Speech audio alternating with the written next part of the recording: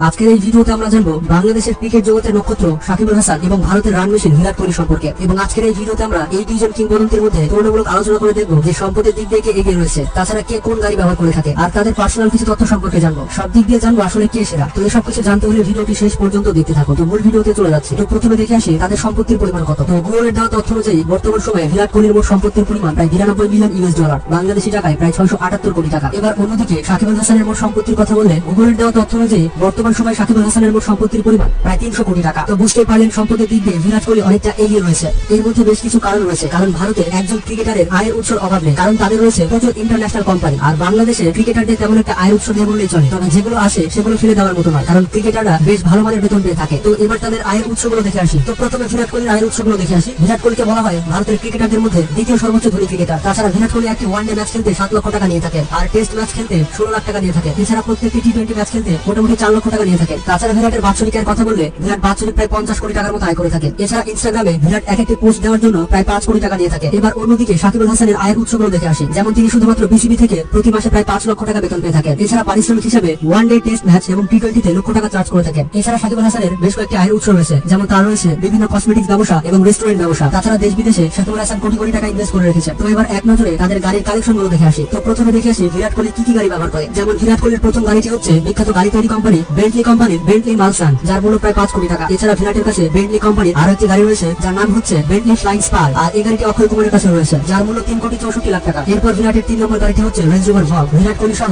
বড় বড় সেলিব্রিটিরা এই গাড়িটি ব্যবহার করে থাকে। আসলে পৃথিবীর সেরা এসইউভির মধ্যে এটি অন্যতম। গাড়িটির মূল্য মোটামুটি 3,40,00,000 টাকা। এরপর তার কাছে রয়েছে অডি R8, পৃথিবীর সব থেকে দ্রুততম গাড়িগুলোর মধ্যে অডি R8 অন্যতম, যার মূল্য প্রায় 2,70,00,000 টাকা। আর 0 থেকে 100 কিলোমিটার গতি তুলতে পারে মাত্র 3.5 সেকেন্ডে। আর বিরাট কোহলি সম্প্রতি আরো একটি গাড়ি কিনেছে, যেটি হচ্ছে অডি Q8, যেটির মূল্য প্রায় 1,34,00,000 টাকা। আর বিরাট কোহলি অডি কোম্পানির ব্র্যান্ড অ্যাম্বাসেডর, তাই অডি কোম্পানির বেশিরভাগ গাড়িগুলোই বিরাট কোহলির কাছে দেখা যায়। এরপর তার কাছে রয়েছে অডি কোম্পানির আরো একটি গাড়ি যার মডেল হচ্ছে অডি RS5, যার মূল্য 1,11,00,000 টাকা। এরপর তার কাছে রয়েছে একটি অডি Q7। অডি কোম্পানির এই মডেলের গাড়িটি সব থেকে বেশি বিক্রি হয়ে থাকে, যার মূল্য বাজারে প্রায় 80 লক্ষ টাকা। এবার অন্যদিকে সাকিব আল হাসান কি কি গাড়ি ব্যবহার করে তা এক নজরে দেখে আসি। যেমন সাকিবের গ্যারেজের প্রথম গাড়িটি হচ্ছে BMW 7 সিরিজ, যেটি সাকিব আল হাসান বাদ দিয়ে বাংলাদেশের মাননীয় প্রধানমন্ত্রী শেখ হাসিনা, আব্দুল হামিদ এবং সচিব ওয়াজেদ জয় ব্যবহার করে থাকে। গাড়িটির সর্বোচ্চ গতি হচ্ছে 350 কিলোমিটার প্রতি ঘন্টা এবং গাড়িটির মূল্য প্রায় 2,40,00,000 টাকা। এরপর সাকিবের 2 নম্বর গাড়িটি হচ্ছে মার্সিডিজ বেঞ্জ 350, বাজারে যার মূল্য প্রায় 80 লক্ষ টাকা। এরপর তার 3 নম্বর গাড়িটি হচ্ছে 2007 সালের মডেলের নিশান ম্যাক্সিমা, আর এই গাড়িটি সাকিব আল হাসান প্রথম ক্রয় করেছিলেন। তো অনলাইনে সাকিব আল হাসানের এই 3টি গাড়ির তথ্য দেওয়া আছে। তো বন্ধুরা বুঝতে পারলেন গাড়ির কালেকশনের দিক দিয়ে বিরাট কোহলি এগিয়ে থাকবে। এই দুই ক্রিকেটার এতটাই ধনী, আপনারা এই কথা থেকে বুঝতে পারবেন যে সাকিব আল হাসান বিসিবি থেকে টাকা পাওয়ার বাইরে বিভিন্ন ব্র্যান্ড প্রমোশন করে লক্ষ লক্ষ টাকা আয় করে। বিপিএল এ হাই স্পেড প্লেয়ারদের মধ্যে সবার উপরে থাকে Shakib Al Hasan. Shakib Al Hasan IPL, BPL, Big Bash league, Caribbean league এছাড়া অনেক ধরনের টুর্নামেন্ট খেলে থাকে, আর সেখান থেকে কোটি কোটি টাকা আয় করে। আর বাংলাদেশের সেলিব্রিটিরা যারা ব্র্যান্ড প্রমোশন করে থাকে তাদের মধ্যে সব থেকে বেশি পারিশ্রমিক নিয়ে থাকেন সাকিব আল হাসান। শুধু এগুলোই নয়, সাকিব আল হাসানের অনেক ব্যবসা প্রতিষ্ঠান রয়েছে। যমুনা ফিউচার পার্কে তার একটি কসমেটিক ব্যবসা প্রতিষ্ঠান রয়েছে যার নাম হচ্ছে কসমিক জোভিয়ান। এছাড়া রয়েছে আরো ক্যাটারিং এবং রেস্টুরেন্ট ব্যবসা। এগুলো ছাড়াও আরো অনেক ব্যবসার সাথে সাকিব আল হাসান জড়িত। অন্যদিকে বিরাট কোহলি কতটা ধনী তা আপনারা এই কথাগুলো শুনে বুঝতে পারবেন। বিরাট কোহলি অডি কোম্পানির সাথে একটি অ্যাডভার্টাইজমেন্ট করার জন্য প্রায় 5 কোটি টাকা চার্জ করে থাকেন, আর তিনি অডি কোম্পানির সব থেকে বড় ব্র্যান্ড অ্যাম্বাসেডর। এছাড়া Pepsi, Valvoline, Google, Hero motor, Colgate, Puma, Hero Honda ইত্যাদি কোম্পানির ব্র্যান্ড প্রমোশন করে থাকেন। এছাড়া বিরাট কোহলির রয়েছে নিজস্ব ফ্যাশন ব্র্যান্ড, সেখান থেকেও তিনি কোটি কোটি টাকা আয় করে থাকেন। তো অনেক হলো তাদের সম্পত্তি এবং গাড়ি বাড়ি নিয়ে। এবার তাদের ব্যক্তিগত কিছু তথ্য জেনে আসি। তো প্রথমে সাকিব আল হাসানকে দিয়ে শুরু করা যাক। যেমন তিনি জন্মগ্রহণ করেছেন 1987 সালে বাংলাদেশের খুলনা বিভাগে। তো সেই হিসেবে তার বর্তমান বয়স হচ্ছে 34 বছর, আর তিনি বর্তমানে ঢাকাতে বসবাস করছেন। সাকিব আল হাসানের পরিবারের কথা বলে